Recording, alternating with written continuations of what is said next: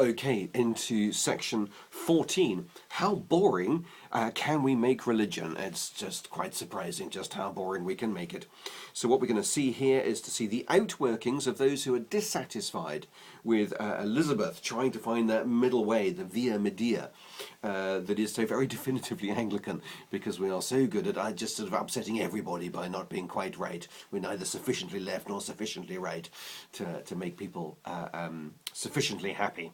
And so we end up with this sort of middle position on so many things. But we see within us these tensions that swing us from Protestantism towards Catholicity and back and forth.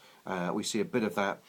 We see the problem of authority. I mentioned this right at the beginning. Who's got the authority to say enough is enough over Reformation? Well, Queen Elizabeth. That's nice and easy. There you go. There's the authority. The Archbishop of Canterbury with his Book of Common Prayer. There you go. You've got your end of line of what counts as Reformation. Your ball of string, it just finished. Thank you. End of Reformation.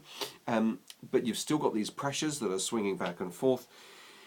And then, okay, so if it's the king or the queen who gets to say enough is enough, this is where we stop, then who's got the power to remove a bad king or queen?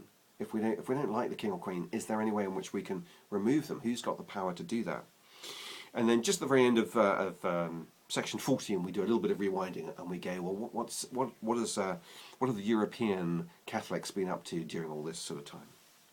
So we start off with the Puritans.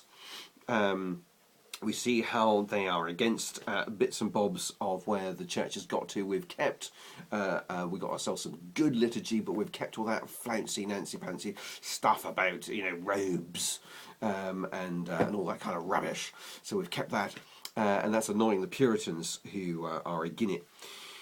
James I comes along, and there's high hopes because he's been James VI of Scotland, and Scotland is a nice clear-cut Presbyterian church, Presbyterian country. We don't have any of this sort of nonsense up there. But as he comes into England, he starts sort of quite liking some of the Catholicity. Meanwhile, you've got Congregationalists. They are being a little bit persecuted. And so they move out. They eventually are the group who go on the Mayflower and set sail for what will become the United States of America. So look out for the Mayflower in all of this. You've got the beginnings of the Baptist movement, particularly Arminians, but you've still within this Baptist movement, you've got Calvinist Baptists. Sometimes known as particular Baptists. Later they get the name, I think, of strict and particular Baptists. And for them it's about being a gathered community of like-minded Christians, where we all agree on what it is that we agree on. Well, there's a thing here about whether or not you think that we as a Church of England are increasingly becoming a gathered church. Not entirely sure if that's for the right reasons or the wrong reasons. Now for me, as we move into this next bunch of kings, I get a little bit confused, but I'm pretty sure that this is how it works. So we've had Henry, that was great, thank you. We've moved into Edward. It's because of Edward that I'm allowed to marry, so I'm personally grateful to Edward. Mary, of course, takes that away. Elizabeth brings it back. After Elizabeth, we move on to James I of England. From James I of England, we will move on to Charles I, Charles II, and then on to a James II. So that's what it's going to be: James, Charles, James, and then William and Mary, William and Mary, William of Orange later. Okay, so that's what we're doing. But it does beg the question, as James I gets sort of quite excited about elements of Catholicity in worship. Have we come full circle in terms of what Henry was trying to do, in terms of what the Reformation was trying to do? Why did we bother with all that stuff?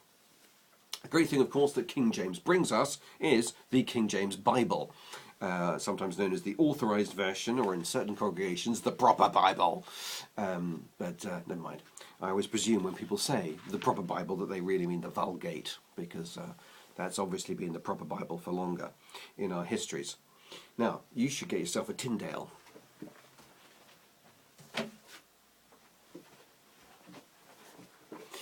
Here's a Tyndale that I got earlier, and it's brilliant. You should absolutely get one of these. It's written in the days before spelling, and it's very difficult to read. I recommend reading it out loud, and I was going to treat you to a bit of reading out loud as part of it, because it only really works